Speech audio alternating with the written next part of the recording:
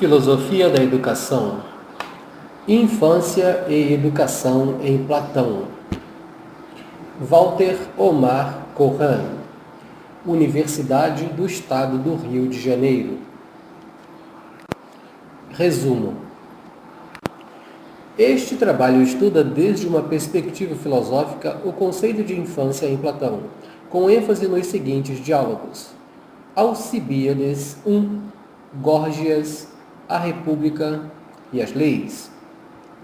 Num primeiro momento, situamos a questão da infância no marco mais ampliado do projeto filosófico e político de Platão. A seguir, propomos 4 traços principais do conceito da infância em Platão. A. Como possibilidade. As crianças podem ser qualquer coisa no futuro. B. Como inferioridade. As crianças, como as mulheres, estrangeiros e escravos, são inferiores em relação ao homem adulto cidadão. C. Como superfluidade. A infância não é necessária à polis. D.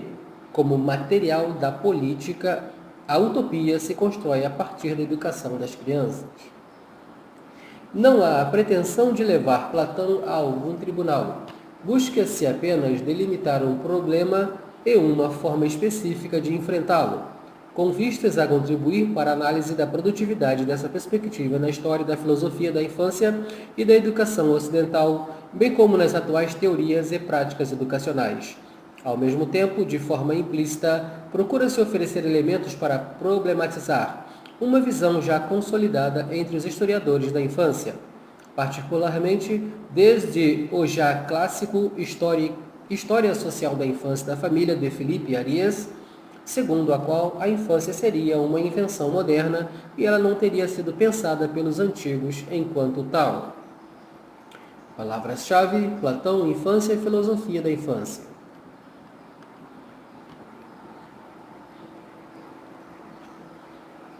Os filósofos gregos do período clássico deram de forma quase unânime importância singular à educação. Sabemos, por exemplo, que os sofistas foram educadores profissionais. Eles teorizam sobre o sentido e o valor de educar, ainda que seus principais escritos não tenham chegado até nós. Platão, Hípias Maior, 282, B e C. Entre eles, Antifonte, que afirma, segundo um fragmento conservado, ser a educação o que há de principal para os seres humanos, que, quando se semeia em um corpo jovem uma nobre educação, esta floresce para sempre, com chuva ou sem chuva. Mesmo que declarasse não ter sido mestre de ninguém, Sócrates reconhece ter formado os jovens que continuariam sua tarefa, e esse é justamente um dos motivos de sua condenação à morte. Platão, Apologia de Sócrates, 33 a.C. a 39 d.C. O próprio Platão esteve preocupado com do princípio ao fim. O próprio Platão esteve preocupado do princípio ao fim de seus diálogos com questões educacionais, talvez porque considerasse que a alma, quando vai para o Hades, não leva outra coisa senão sua educação, seu modo de vida. Fédon 107d. Em sua última obra, As Leis, afirma que é impossível não falar da educação das crianças e que, diferentemente de outras questões tratadas em relação à polis, o fará para instruir e para sugerir, não para legislar. 8 a 788a. Acerca da educação, diz ali: o ateniense ser uma apória, ou ateniense ser uma aporia, legislar e ao mesmo tempo tornar-se impossível permanecer em silêncio. 788 BC. Este texto trata de como nesses diálogos de Platão, nos que habitam traços de que hoje chamamos de filosofia da educação, foi demarcado um certo conceito de infância particularmente reproduzido e muito pouco problematizado no posterior desenvolvimento da filosofia da educação ocidental. A sua maneira, de forma explícita ou implícita, por meio de um discurso aporético e impossível de silenciar com alusões diretas ou metafóricas, Platão deu forma a um retrato específico da infância. A seguir, nos ocuparemos de delinear esse retrato. Os traços de um problema. Gilles Deleuze e Félix Guattari afirmam que, para entender um filósofo, comporta compreender os problemas que esse filósofo traçou e os conceitos que criou, para tentar resolver tais problemas. Pensamos que a infância era parte indissociável de um problema fundamental para Platão e que, por meio de seus diálogos, pode-se reconstituir tanto os traços fundamentais de um problema quanto a solução conceitual proposta por Platão. O problema ao qual aludimos é concreto e situado. Entender, enfrentar e reverter a degradação de Atenas de seu tempo. Assim colocado, o problema não nos remete necessariamente à infância. Contudo, na visão de Platão, há uma conexão direta entre as qualidades de uma polis e a dos indivíduos que a compõem. Qualidades que não estão dadas de uma vez por todas, mas que dependem fortemente do contexto em que se desenvolvem. Essa visão se apoia em uma percepção particular da história política que o precedeu e durante a qual naturezas juvenis excelsas, como as de seus companheiros de classe, Alcibíades e Crítias, se converteram em políticos inescrupulosos e insanos. As consequências foram desastrosas para Atenas e se poderia ler em boa parte da filosofia de Platão como uma tentativa de colocar as bases que permitissem construir uma ordem social radicalmente diferente daquela que deu lugar, pelo menos num nível protagonista, à intervenção de tais cidadãos. Como enfrentar o problema da degradação dos jovens? O que fazer para canalizar as melhores naturezas para o melhor projeto político? A chave de interpretação de Platão para explicar o problema é educativa. Esses jovens se corromperam porque não receberam a atenção e o cuidado que merece quem se dedicará a governar o conjunto. Sua aposta também o é. É necessário, então, pensar outro cuidado. Outra criança, outra educação. Uma experiência infantil da verdade e da justiça, que preserve e cultive o que nessas naturezas há de melhor e o ponha a serviço do bem comum. A visão platônica da infância se enquadra então em uma análise educativa com internacionalidades políticas. Platão não faz da infância um objeto de estudo em si mesmo, relevante. De certo, a infância não é, enquanto infância, um problema filosófico relevante para Platão. Não há em seus diálogos uma particular atenção em retratar as características psicológicas da infância.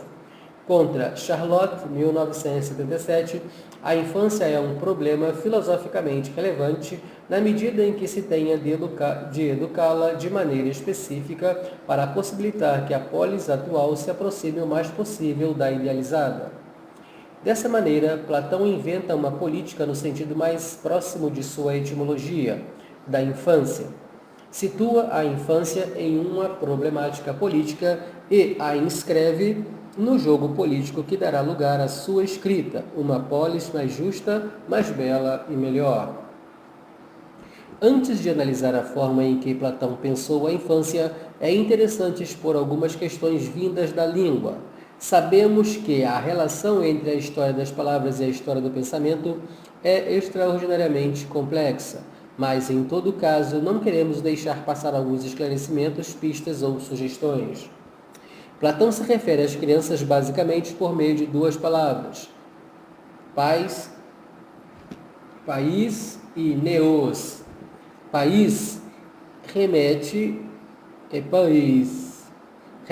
a uma raiz indo-europeia que toma a forma de papo em grego e papu em latim. A palavra latina equivale a país e puer, cujo significado básico é alimentar ou alimentar-se. Da mesma raiz temática são, por exemplo, os termos pateumai, comer, apastos, sem comer, em jejum, em latim, impastos, pater pai, o que alimenta, em latim, pater, paiso, jogar com uma criança, divertir-se, fazer criancices, poa, poa, pasto, em latim, pasto, poimen, pastor, o que leva para comer, em latim, pastor, paidion, jogo, diversão, paidia, jogo, passatempo, paideia, cultura, educação,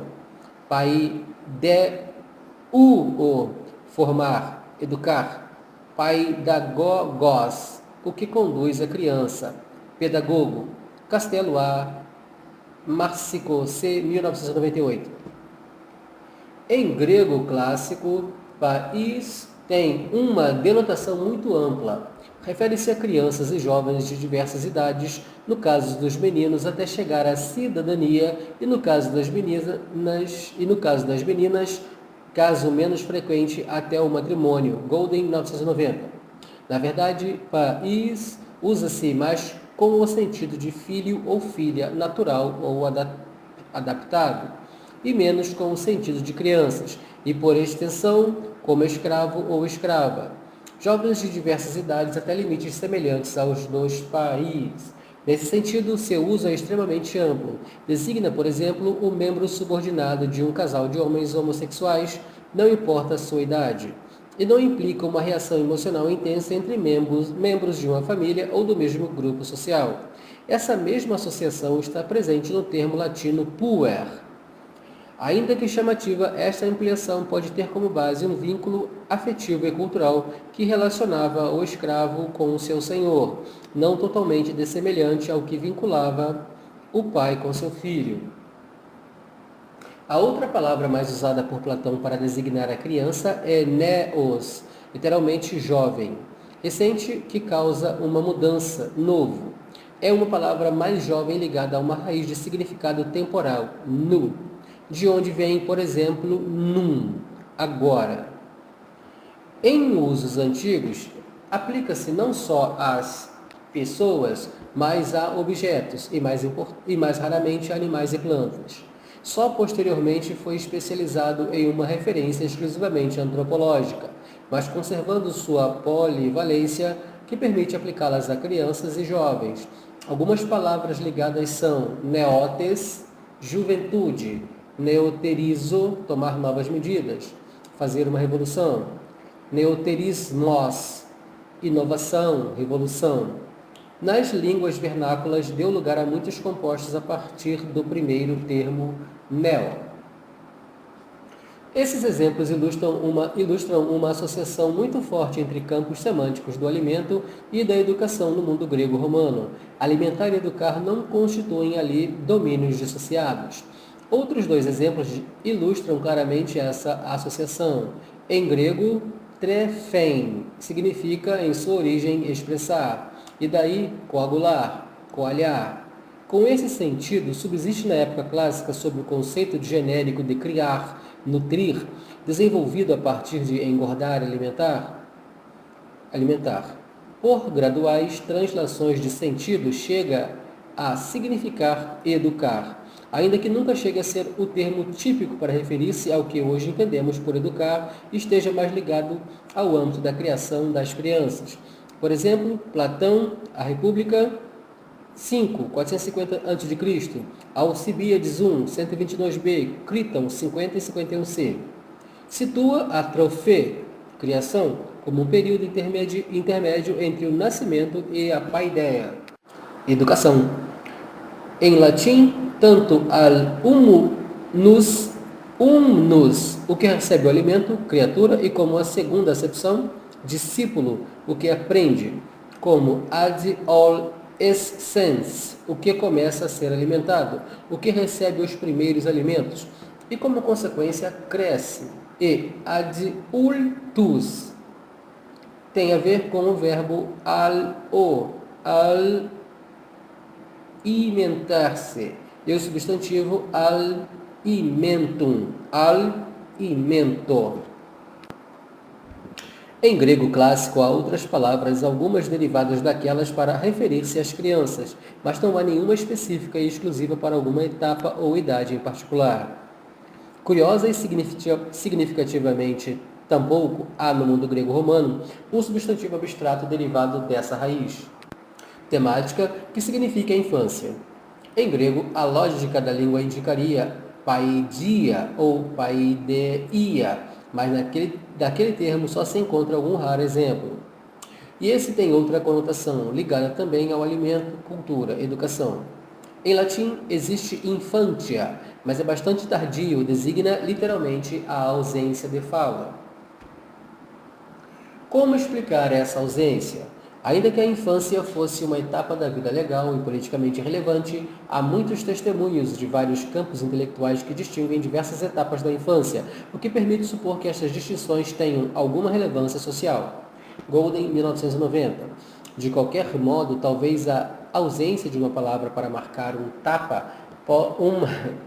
uma etapa possa sugerir a percepção da vida humana, pelo menos da literatura dominante que conhecemos como uma totalidade indissociável ou talvez uma unidade que privilegia o comum, e todo por sobre seus fragmentos ou partes diferenciadas. E o todo por sobre seus fragmentos ou partes diferenciadas. Em todo caso, registramos duas marcas chamativas na etimologia. Por um lado, a associação entre criança e escravo jovem. Por outro, a ausência de uma palavra específica para ser a abstração infância. Confiamos em que os sentidos dessa associação e dessa ausência possam ser enriquecidos no transcorrer desse texto. Talvez não seja um detalhe que Platão, que se vale das palavras raríssimas e até inventadas, na verdade, e até inventou muitas palavras para dar conta de conceito ainda não pensados na cultura de seu tempo. Não tenha tido a necessidade de fazer o mesmo com a infância. Contudo, como veremos a seguir, não parece justificado afirmar que a ausência de uma palavra específica signifique que Platão não tenha pensado a infância. Pelo contrário, de diversas formas, compõe um certo conceito complexo, difuso, variado da infância. Para melhor análise, dividiremos esse tratamento em diversos planos que se entrecruzam. A primeira marca que distinguimos no conceito platônico de infância é a possibilidade quase total e, enquanto tal, a ausência de uma marca específica. A infância pode ser quase tudo. Essa é a marca do sem marca, a presença de uma ausência. B. A segunda marca é a inferioridade em face do homem adulto, do cidadão, em sua consequente equiparação com outros grupos sociais, como as mulheres, os ébrios, os anciãos, os animais. E essa é a marca do ser menos desvalorizado e hierarquicamente inferior. C. Em uma terceira marca ligada ao anterior, a infância é uma marca do não importante, o acessório, o supérfluo, e o que se pode prescindir, portanto, que merece ser excluído da polis. C. Em uma terceira marca ligada à anterior, a infância é a marca do não importante, o acessório, o supérfluo e do que se pode prescindir, portanto, o que merece ser excluído da polis. O que não tem nela lugar, o outro depreciado. D. Finalmente, a infância tem uma marca instaurada pelo poder. Ela é o material dos sonhos políticos sobre a infância. Sobre a infância recai um discurso de necessidade e o sentido de uma política que necessita da infância para erigir-se em perspectiva de um futuro melhor. A seguir, vamos nos referir a cada uma dessas marcas. A infância como pura possibilidade. Platão não é alheio ao sentido mais primário da infância, que associa uma etapa primeira da vida humana. Como tal, a valoriza em função de seus efeitos na vida, fazendo-se eco de um ditado popular. Critias afirma no Timeu, que é admirável como permanecem na memória os conhecimentos aprendidos quando se é criança. Na Apologia, Sócrates disse temer muito mais aqueles acusadores que foram convencidos, quando eram crianças, de que ele era um sábio, de que se preocupava com as coisas celestes e subterrâneas, e que fazia mais forte o argumento mais débil, do que aqueles que só foram convencidos daquelas acusações em idade adulta. Apologia de Sócrates 18b, c. Não se trata de que, para Platão, a natureza humana se consolide e se torne imodificável a partir de certa idade. O discurso que Sócrates profere sobre o amor no banquete e que havia sido ouvido de uma mulher, Diótima de Mantineia, alerta que, ainda que dissermos que as pessoas são as mesmas desde que nascem até morrerem, na verdade, se gera uma nova pessoa ou uma criança a cada momento. O ateniense, em As Leis, diz que os jovens sofrem muitas mudanças todo o tempo, durante toda a sua vida. Contudo, alguns momentos da vida são vistos como tendo mais incidência que outros, sob o curso que ele toma. Também em As Leis, esse mesmo personagem lembra um refrão popular grego que diz: o começo é a metade de toda a obra. 753e, e afirma que um primeiro crescimento é bom e o mais importante para uma boa natureza, tanto entre plantas e entre os animais, como entre os humanos. Em uma obra anterior, Sócrates diz a um jovem Alcibíades que, com 20 anos, está em idade de ocupar-se de si mesmo, porém, que isso seria muito difícil de fazer aos 50 anos. Em outro diálogo, Sócrates se mostra preocupado com o jovem Clínias, temeroso de que, em função de sua idade, alguém se adiante e dirija a sua alma para outros mistérios. Em suma, ainda que Platão pense que a educação seja importante em toda a vida de um ser humano, também considera que o que é muito mais nos momentos em que se forjam seus caracteres. Para explorar e justificar essa afirmação, adentraremos a República. No livro 1, Sócrates trava uma de suas clássicas discussões com vários interlocutores, Céfalo, Polemarco e Trasímaco, que são sucessivamente refutados em sua pretensão de definir o que é justo. O final do livro primeiro é aporético. Sócrates diz a Trasímaco que nada sabe após examinar sucessivamente se o justo é um mal ou uma ignorância, ou uma sabedoria e uma excelência, e se a injustiça é mais vantajosa que a justiça. No começo do livro 2, Glaucon, irmão de Platão, na vida real, convence Sócrates a retomar a discussão e defender a superioridade da justiça sobre a injustiça.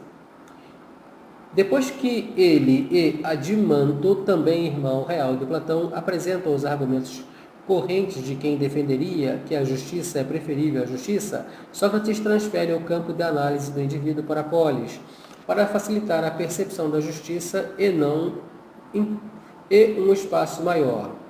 A investigação leva Sócrates a analisar as origens da polis. Os indivíduos não são autárquicos e têm necessidade uns dos outros. Começa então um desenho da primeira polis. Os traços iniciais de Sócrates, relativos apenas às necessidades básicas de uma polis, recebem uma objeção de Glaucon. Trata-se de uma polis de suínos, já que não há nela nem prazeres nem comodidades. Sem rodeios, Sócrates toma a objeção, passa a ampliar a polis para uma polis de prazer, mas adverte que, enquanto aquela é sã e verdadeira, esta é luxuosa e doente. Entre outras coisas, a nova polis gerará guerras com os vizinhos e necessitará de guerreiros guardiões, inexistentes na anterior. A partir de uma analogia com os cães de raça, Sócrates descreve as disposições naturais que devem ter tais guardiões. Devem ser, enquanto corpo, agudos de percepção, rápidos e fortes, enquanto alma, irraicíveis, suaves, amantes do saber e do aprender. Haverá então que se criar e educar os guardiões de alguma maneira, diz Sócrates. Estamos diante de uma questão-chave. A educação não é um problema menor, porque o exame da questão educacional poderá determinar a gênese, o ponto de partida, a causa da justiça e da injustiça na polis. Sócrates propõe que a educação com a qual se eduquem os guardiões seja a mesma com a qual se educam há muito tempo os gregos. A ginástica para o corpo, a música para a alma. Haverá então que se criar e educar os guardiões de alguma maneira, diz Sócrates. Estamos diante de uma questão-chave. A educação não é um problema menor porque o exame da questão educacional poderá determinar a gênese, o ponto de partida, a causa da justiça e da injustiça na polis. Sócrates propõe que a educação com a qual se educa os guardiões seja a mesma com a qual se educam há muito tempo os gregos: a ginástica para o corpo e a música para a alma. As crianças são educadas em primeiro lugar na música e logo depois na ginástica. Entre as primeiras atividades inspiradas pelas musas, incluem-se as fábulas e os relatos que as crianças escutam desde a mais tenra idade. Esses relatos deverão ser escolhidos com muita diligência, diz Sócrates, para que contenham as opiniões que os construtores da polis julgam convenientes para formar as crianças. Não se permitirá que as crianças escutem qualquer relato. Não se permitirá que se lhes narrem, por exemplo, as principais fábulas pelas quais têm sido educados todos os gregos, os poemas de Homero e Hesíodo, uma vez que afirmam os valores contrários àqueles que pretende que dominem a nova pretende que dominem a nova polis. Esses relatos cheios de mentiras não representam os deuses e os heróis, tal como são e estão povoados de personagens que afirmam valores contrários àqueles com que se pretende educar os guardiões. De modo que, se quer extirpar a injustiça da polis, diz Sócrates, ter-se-á de mudar os textos com os quais se tem educado sempre na Grécia. Antes de discutir quais relatos serão incluídos para substituir os tradicionais, Sócrates afirma que se deverá ser extremamente cuidadoso na escolha dos textos com os quais as crianças entrarão em contato em primeiro lugar. Ele dá a seguinte razão: e bem sabes que o princípio de toda obra é o principal, especialmente nos mais pequenos e ternos, porque é então quando se forma e imprime o tipo que alguém quer disseminar em cada pessoa. Os primeiros momentos são os mais importantes na vida, diz Sócrates. Por isso, não se permitirá que as crianças escutem os relatos que contêm mentiras, opiniões e valores contrários aos que se espera no futuro. Porque se pensa na vida como uma sequência em desenvolvimento, como um devir progressivo, como um futuro que resultará das sementes plantadas. Tudo o que venha depois dependerá desses primeiros passos. As marcas que se recebem na mais tenra idade são imodificáveis e incorrigíveis. Tudo isso deve-se cuidar especificamente desses primeiros traços por sua importância extraordinária para conduzir alguém para a virtude. Nesses traços platônicos está retratada a imagem da infância que ainda acompanha o pensamento educacional. É fundamental, diz-nos Platão, que nos ocupemos das crianças e de sua educação, não tanto pelo que os pequenos são, mas pelo que deles devirá, pelo que se gerará em um tempo posterior. Suficiente é a educação e a criação, respondi, pois se bem educados, surgirão homens medidos que distinguirão claramente todas essas coisas e outras. Nesse registro, a infância é um degrau fundador na vida humana, a base sobre a qual se constituirá o resto. Como vemos, a educação da infância tem projeções políticas. Uma boa educação garante um cidadão prudente. Esse primeiro degrau não tem características próprias muito definidas. Está associado à possibilidade. É certo que há naturezas mais dispostas que outras para a virtude, mas também é verdade que uma boa educação pode corrigir uma má natureza.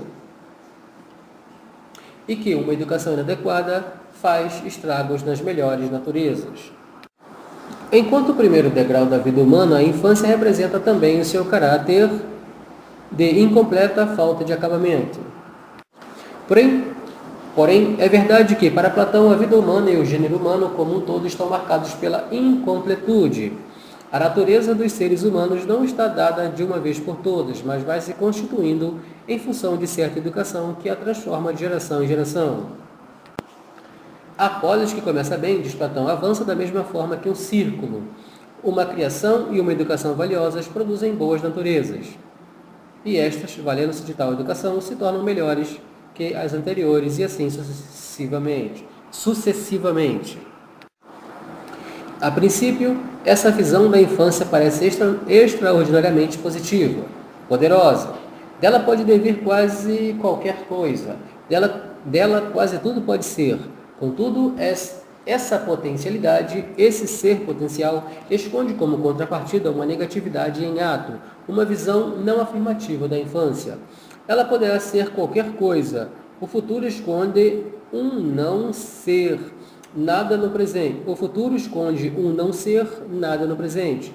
Não, não se trata de que as crianças já são em estado de latência ou virtualidade, o que irá devir, na verdade, ou que irá devir, na verdade. Elas não têm forma alguma, são completamente sem forma, maleáveis, e, enquanto tais, podemos fazer delas o que quisermos. Em uma passagem de As Leis, diferente em diversos aspectos da República, mas com temáticas afins, o ateniense contra Clínias, uma história de dentes semeados e guerreiros nascidos deles, e comenta sobre ela o seguinte: é, de certo, um grande exemplo para o legislador de que alguém pode persuadir as almas dos jovens daquilo que se proponha, de modo que o único que tem que descobrir em sua investigação é de que coisa deve-se persuadi-los para produzir o maior bem da polis. Podemos persuadir os jovenzinhos do que se nos ocorra. O único problema é descobrir o maior bem para a polis, para depois convencê-los de que atuem segundo ele. Os jovenzinhos não farão senão o que lhes dissermos. Nessa passagem, que condensam os principais motivos que destacaremos na última parte desse trabalho, temos que pensar nos jovens em função do bem da polis, porque deles podem devir outra polis, que a atual, porque eles são material de um sonho que podemos forjar à nossa vontade e que eles nos ajudarão mansamente a realizar. Antes, porém, vamos analisar outra marca da infância, a inferioridade. A infância como inferioridade. Junto a essa visão da infância como que pode ser quase tudo nos textos de Platão, a outra visão dela como aquela fosse da vida inferior à idade adulta masculina, tanto no aspecto físico quanto no espiritual. A obra em que esse relato aparece mais nítido, também mais descarnado, é seu último texto, recém-referido, As Leis.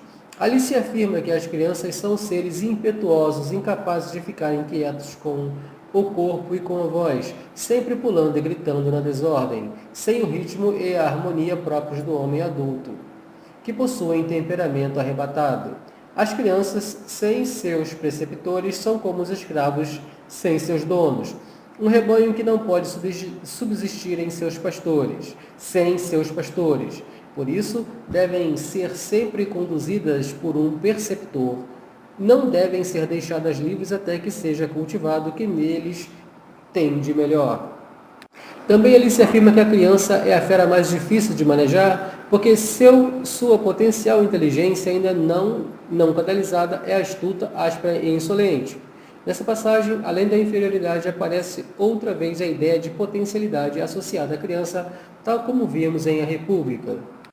Nessa passagem, além da inferioridade, aparece outra vez a ideia de potencialidade associada à criança, tal como vemos em A República.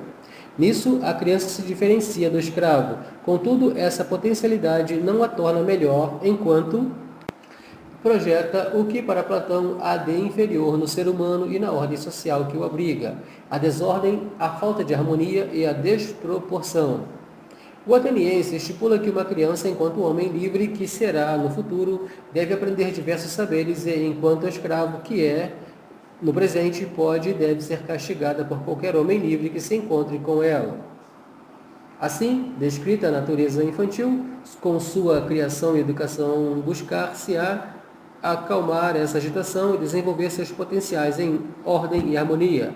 A tarefa principal dos encarregados da criação das crianças é dirigir em linha reta suas naturezas, sempre em direção para o bem, segundo as leis.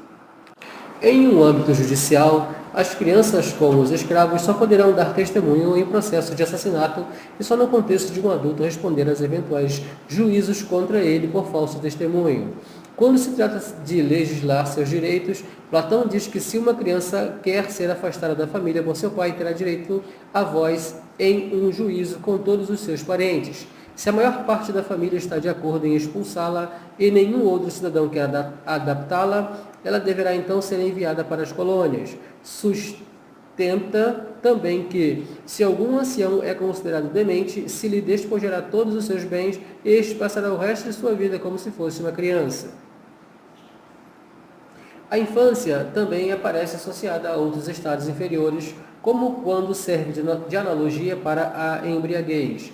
Com efeito, Platão diz que quando alguém se embriaga, desaparecem inteiramente suas sensações, suas lembranças, suas opiniões e seus pensamentos, e ele permanece com a mesma disposição da alma de quando era uma criança pequena. Aqui aparece outra vez nitidamente a imagem da infância como ausência, vazio. Em estado de embriaguez, um adulto como uma criança carece de atividade sensorial e intelectual. É menos dono de si mesmo do que nunca, o mais pobrezinho de todos os homens. O embriagado é uma criança pela segunda vez.